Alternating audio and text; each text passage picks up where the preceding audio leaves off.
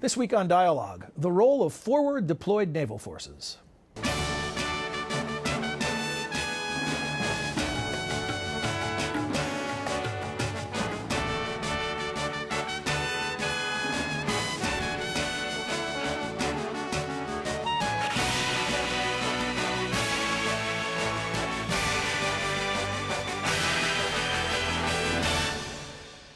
Welcome to the Woodrow Wilson International Center for Scholars in Washington, D.C. I'm John Molesky.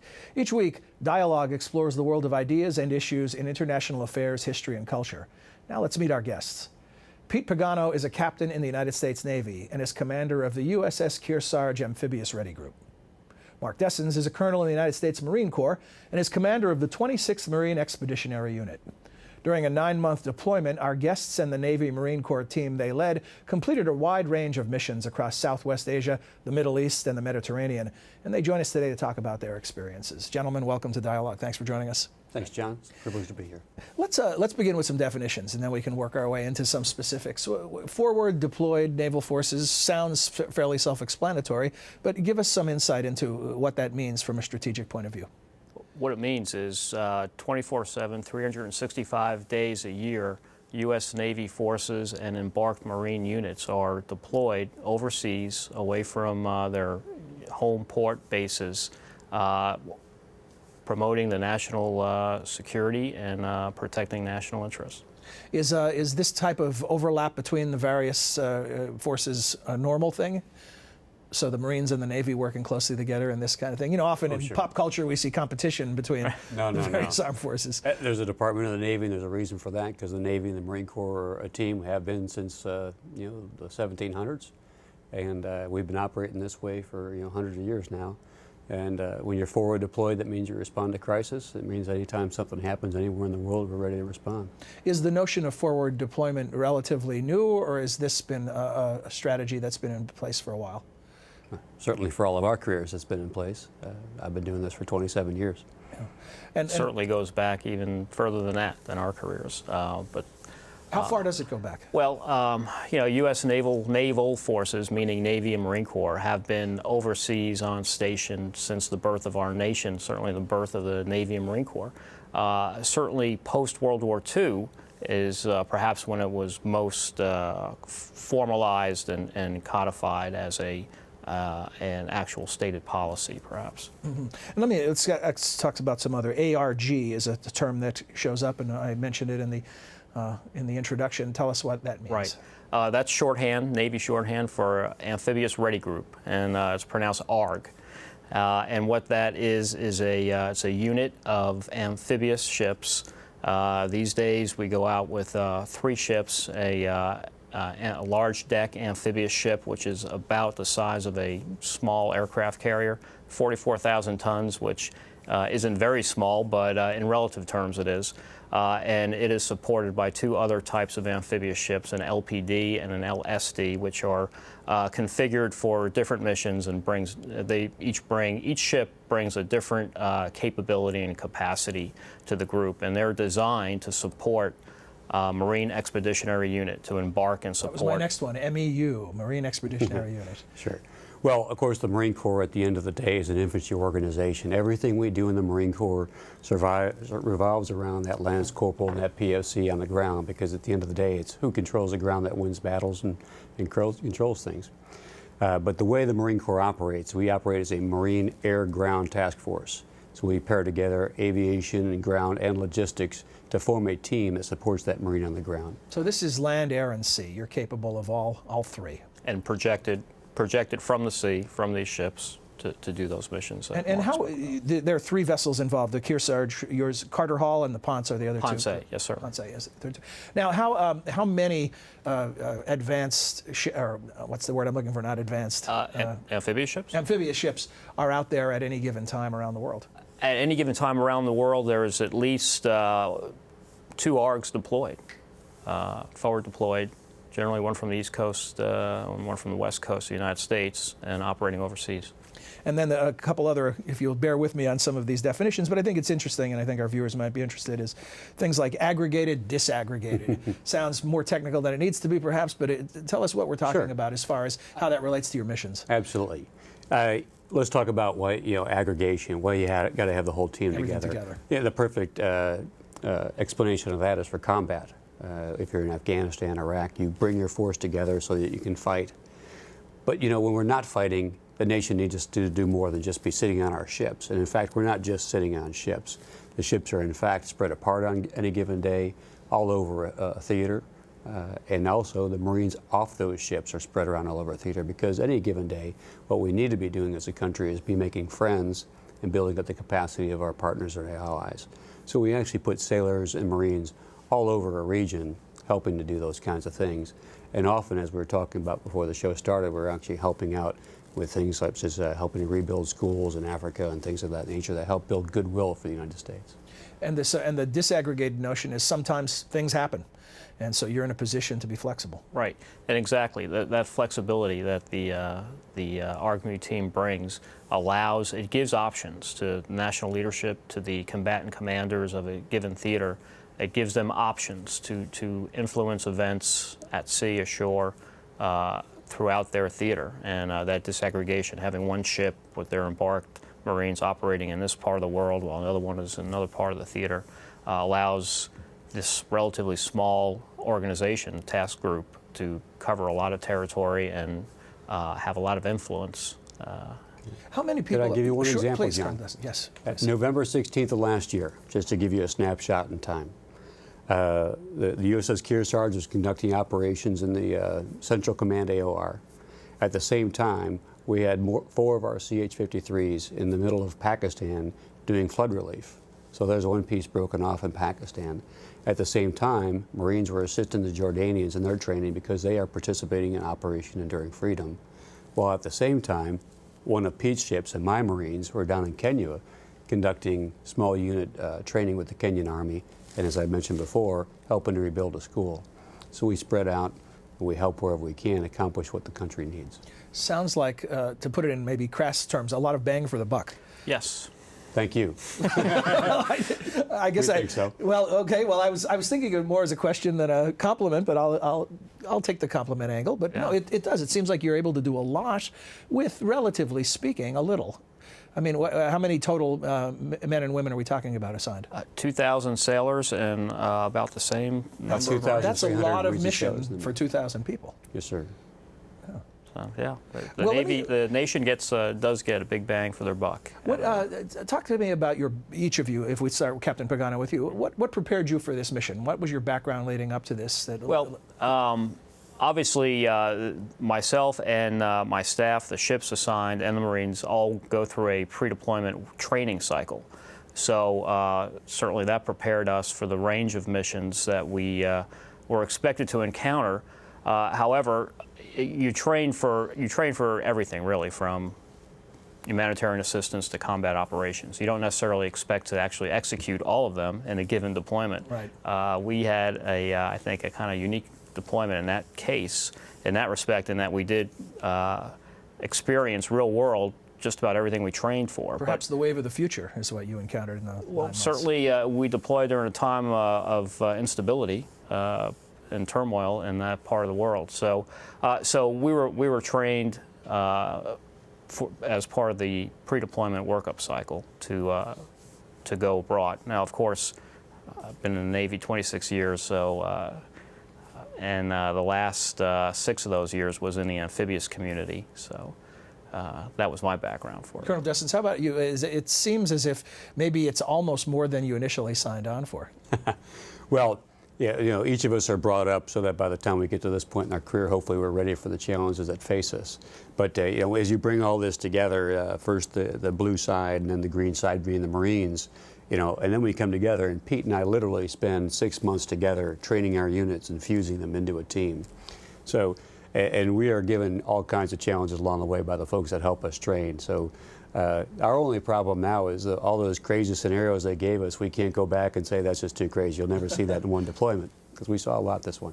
Had you met before, or is this the kind of thing where just a commanding officer says, you work with him, figure it out? Right. It was a random assignment in that respect. But we started our relationship, I guess, about, I guess 6 months before January deployment. of Right. 2010. So.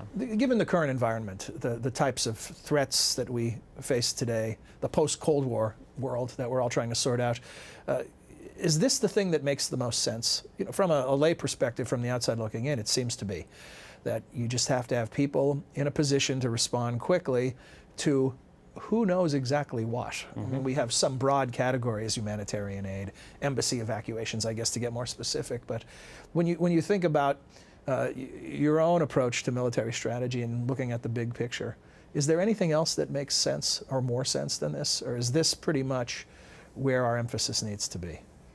John, I would say this. You know, the only things you can do better than responding to a crisis is preventing the crisis. And so, you know, that general thesis leads you to say the earlier you can get to something, the better, or if you can set up the environment so that it never gets there. So this day-to-day stuff that we talk about that we do in all these countries, it's hopefully so that we never have to have either support or go into those countries in some kind of intervention in any way. But should that be required, whether it be a natural disaster or other reasons, it's great that we are out there, we're forward deployed. I used it in a different conversation. We're not just a turnkey operation, the engine's already running. Right. All you got to do is tell us and we're there and we're ready to execute. Is this a growing trend? Is there a need for more forward deployed troops? Or the two groups that you said are currently in play, one from the East Coast, one from the West, is that enough to cover the waterfront? I think there's always a requirement for more. I mean, those are pretty limited assets and high demand. In the military, we call that high demand, low density assets. And certainly the ARGMUs fall into that category. So. And what's the discussion? Is there discussion of more of this type of deployment? Are there more ARG units needed, or are we comfortable with where we sit right now? Well, of course, the nation's got a whole lot more in its arsenal than just an ARG and a MU. There's other things that are out there. So I think you need a balance across the board. Now, you, of course, are asking two guys that have an off chance of being a little bit partial to what they do. Understood. So, but even, as you said before, we couldn't have said it better. We really do think you get a big bang for the buck, because we do cover the whole spectrum of military operations in one unit. And we do have tremendous people that are well trained to do those things. And this visit to Washington and the various stops you'll be making, is this a promotional tour? Are you trying to express to people what the value is and that the nation is getting its money's worth in this regard? Well, I think there's an element to that, sure. The ARGMU brings some unique, naval forces in general, ARGMUs in particular, bring some unique characteristics and capabilities. And our deployment in particular, I think, highlighted a lot of those characteristics: the flexibility, the ability to operate in a dispersed or disaggregated manner and influence an area far larger than the numbers of the units indicate. And the ability to project power from the sea, to act as a sea base for forces. Those are unique capabilities that we bring. So sure, we want to tell that story. And who's the main audience for the story? Not so much promotional. I would use the word educational. I use the word loosely. But I had an uncle who was a naval officer in World War II, was in the landing at Peleliu. I had another uncle in Korea that did the landing there. And it's unfortunate sometimes when people think about amphibious forces today and Marines, because there's a great proud tradition there, but they think that maybe the Marines are just waiting there for something to pop so they can hit the beach and go take the hill, right? And although that is good stuff when we're ready to do that too, there's a whole lot of other things that we're doing every given day, and I think that's what we'd like to educate on, is that those day-to-day engagements, so that hopefully we never have to use force. That really is the goal. My greatest joy would be to someday be worked out of a job, but It was a reality of what we live in. Yeah, maybe an overly optimistic thought, at least in our lifetime, unfortunately, but a good thought. Let's go through some of the specifics of the mission. You've already, Colonel Desens, you mentioned that one day in particular that illustrated the flexibility and the versatility. But let's go back to August 2010, the flooding in Pakistan. Talk us through how you first learn of that, how you're deployed, what the mission is, what you find when you get there. Sure. Well, I got a phone call one night, and I was told I was as was Pete, the number 6 option to respond to Pakistan, which means you're the 5th throwaway option. And of course, the next day we were the primary option to deploy a month early. When you talk about the ability to respond, we had liaison officers in Pakistan within 72 hours. We had our CH-53s that I mentioned in the air within 9 days, and the whole ARGMU team, almost 5,000 people in 3 ships underway in 25 days. And where were you at the time? Are you in port, or are you out at sea? In Norfolk, in Camp Preserve, North Carolina. And we were completing the last several weeks of our pre-deployment training. We were scheduled to deploy in late September, as it was.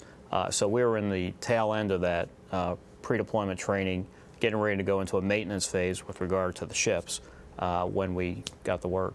And what do you find when you get there? I mean, all the scenes from afar show chaos. And what do you encounter? Well, our guys that went there, first of all, the unit that was already there was actually operating in the northern part of Pakistan, because the first thing that happened with this monsoonal flooding is the mountain roads washed out. Okay, so they were delivering relief there. And what we found through our analysis, looking through imagery, is that the floodwaters, of course, were going to flow downward to the south of the country. And so we were able to predict where the waters would go, which was central Pakistan, and we put our aircraft there. So now you've got 4 aircraft in the middle of central Pakistan. By the way, the flooding is where you are. So 103-degree average temperatures day and night. By the way, there's no forklifts. There's no way to tow your aircraft. So literally, the same Marines who are working on the aircraft are now pushing the aircraft around to get them ready to launch. In 57 days, we moved 3 million pounds of food that the World Food Program provided, all loaded by hand, all offloaded by hand. Wow. Tremendous work. Now, I will tell you that's very gratifying work, because there were thousands of lives that were positively affected, lives who were literally cut off. The imagery would show swaths of what used to be land covered by 100 by 125 miles of just water. How much I'm sorry, excuse me, Colonel Desens. But how much coordination goes on with the United Nations or with other nations who are also contributing to the relief efforts in a situation like this? Defer to Mark on that one. In this, what we have to all understand, it would just be like if a disaster happened in our country. The Pakistanis are very proud, and you know, they have great control of their country. So everything we did in Pakistan was controlled through the Pakistani government, in particular the Pakistan military. And so nodes were set up where you would bring all the actors together: World Food Program, Pakistani military, U.S. government representatives, all these people, working to a common end. We obviously have things that we can bring to bear that help those situations out. Even though they're proud, I'm sure they're happy to see you as well, though. I know the people were, that's for darn sure. Yeah. What about, and let's fast forward to March 2011 and the UN-mandated Libyan no-fly zone. Right. Describe what the role of your group is in that Sure. mission. We, the 2 of the 3 ships of the ARG and Kearsarge and Ponce were already positioned in the northern Red Sea as a result of the ongoing turmoil in Egypt at that time. So we were preparing for a possible non-combatant evacuation out of Egypt with our Marine partners. When that began to subside, Libya started bubbling over, and so we were ordered to proceed through the Suez Canal and take station in the Mediterranean. We were joined by 2 guided missile destroyers, and this task group then positioned itself under the orders of the Joint Task Force to provide strike missions into Libya in support of the UN Security Council resolution. And then one of the things that happened during that assignment is an F-15 pilot ejects and goes down in Libya. And you're the team that pulls him out. That's correct. Tell us that story. Well, strike operations in Libya began on the 19th of March. And of course, in accordance with the UN Security Council resolution, we knew that the regime was the primary actor here that was a problem. And so the strike operations started primarily against the Gaddafi forces. For our part, it was pretty simple. There was only one side that had, military hardware, tanks, armored personnel carriers, missile launchers. So we were targeting those things. At the same time, things like air defenses were targeted. On that particular night, there was an air defense site near Benghazi that was being targeted. We knew that. And in the middle of the night, we got the word that an F-15 crew had ejected. We happened to be on alert. How many people in the crew? 2, a pilot and a weapons system officer. Okay. Now, for the first hour or so, we had no idea what had happened to the weapons system officer, but we had indications fairly quickly from the pilot talking on the radio that he was okay and that he was trying to be rescued. What we didn't know at the time, John, because this is less than 3 days into the operation, is who the opposition was. Mm-hmm. We didn't know if they were friendly to us. We didn't know the nature of them. By the way, this is east of Benghazi, and Muammar Gaddafi's forces have been going to the east to try to cut off Benghazi at Tobruk. We could have been Gaddafi forces for all we knew. So that's the context of the situation here. So our aircraft launched. We first got some of our AV-8B jets off the USS Kearsarge to go up and assist with the wingmen and other Air Force jets that were up there taking station over this man to protect him. Our jets got on station. They took their turn taking control of the situation, ultimately setting it up so that you could use our Ospreys to fly in there and get them. The great thing that night, the hero piece of equipment that night anyway, was the MV-22 Osprey, because it's faster than the helicopter I fly, at least twice as fast, and going 300 miles an hour in the middle of the night and being able to avoid any of the threats that were out there, we were able to get to that pilot before anybody else could. How quickly? Because time is clearly of the essence here, and all of this is happening so rapidly. What's the time from when you know what you have to do and when you've actually extracted the 2 pilots? Yeah. Well, I'll flash you forward. The whole mission from start to finish was about 3 hours. 3 hours. Yeah. The beauty of being on a ship is, while everybody else in that theater had a long commute to work, as I call it, coming from mainland Europe and other places, when you can put your ship right off the coast of another country, Pete literally had us, we started off about 150 miles, and he drove the ship as fast as he could towards where the crash site was. When the MV-22s took off, their route of flight was about 160 miles. They, from the time they took off to the time they had the pilot in the aircraft, was 47 minutes. For the next fastest aircraft, like the ones I flew, taking off from the same deck, just as close, would have been at least another 45 minutes. I will tell you, that pilot didn't have 45 minutes. And he clearly was under duress. He was being pursued, and there's a lot more details of that, to include him telling my pilot right out here to tell his wife that he loved her. Very emotional. Some really tough moments, some moments we thought it might not work out so good, but obviously a happy ending. You mentioned the gentlemen who are with us. Unfortunately, they can't be on the set, but they are here in the room with us. And why don't you tell us their names? And even though we can't put them on camera right now. Well, they're right out here. Captain C.J. Grunke was our Harrier pilot who was up in the air that night. He took control of that space. The Joint Force does great things, and we're well attuned to doing these kind of missions. But the fact that he's been a ground FAC, and he's also trained to be a forward air controller in the air, he took control of that whole situation. And of course, the fact that he works with our pilots every day, he was able to steer the pickup aircraft, that MV-22 Osprey, right to the pilot. In fact, they tell the story better than me. We were ready for anything. We had 15 reconnaissance Marines in the back of each aircraft ready for a gunfight if we needed to. We only needed to land one of the aircraft, because by the time they figured out where the pilot was, the lead aircraft had actually overflown him. Dash 2 got him. That was Brillo Collie back here. They land. The crew chief says, "Sir, we got him," within about 5 seconds. Brillo says, "Okay, let's go." And crew chief says, "Well, wait a minute. We still got all the recon guys out there. We got to get them back." So it took him about another 30 seconds to gather them up. We counted them once. Then he had them count them again, because it would be pretty bad form to leave somebody behind. Yeah. And they were off the deck within 1 minute of getting that pilot. Well, gentlemen, congratulations and thank you. And thanks for coming today and keeping an eye on the officers, see how they do up here. You mentioned these disparate things happening that has been cumulatively referred to as the Arab Spring. Right. Talk about what the role of a deployed force like yours is in offering support in a situation like that. Certainly. Well, in one of our missions that we train to, Navy and Marine ARG-MU, is a non-combatant evacuation. We call it NEO for short. So, and what that is the rescue of American citizens or other citizens of other countries. Occurs. Exactly, trapped in a city in turmoil. So certainly as that Arab Spring swept across the region, there was many occasions where there was that possibility that we may have to go in and rescue Americans from a sticky situation. So we prepared for that.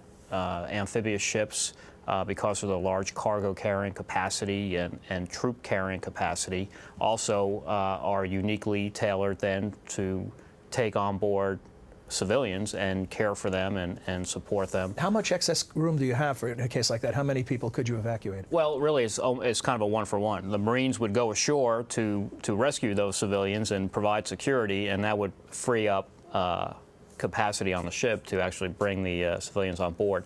So you get to stay while they take up the space. I'm simplifying a bit, but more or less. But we could also then take on a few in addition. If obviously we would take the Marines back aboard, we can certainly cram in some additional civilians over and above our Marines, and we train to that. That's one of the missions we practice in the pre-deployment workup is exactly that. And you work through that and how you would accommodate the civilians and how would you receive them on board and care for them. The other interesting characteristic that amphibious ships have are extensive medical facilities, especially the larger ones like USS Kearsarge. Kearsarge and her sister ships, the LHD class, have medical facilities second only to the hospital ships Mercy and Comfort. So there again, in a humanitarian crisis disaster response, those medical facilities would come in, they would be invaluable. So during this time of turmoil, political turmoil in that region, these are the kind of missions we were poised to execute should it be necessary. Gentlemen, only about 30 seconds left for each of you, but quickly tell us about your next assignment. What are you going to be doing now that you've had this amazing 9-month tour with all kinds of successes along the way? Now you get a little break. What's next? Well, for me, I've had 2 great deployments, and I just detached my command, and I'm going to come up and be part of the Training and Education Command for the Marine Corps.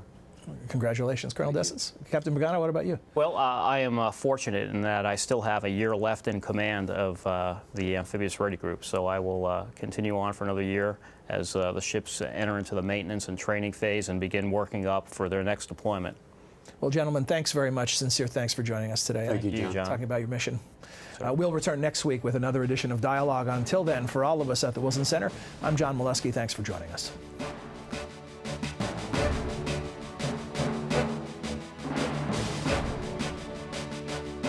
We'd like to hear from you. Please send your questions or comments to dialogue@wilsoncenter.org. You can also follow us on Facebook. Search Dialogue Radio and Television. Our host Twitter feed is twitter.com/John Milewski.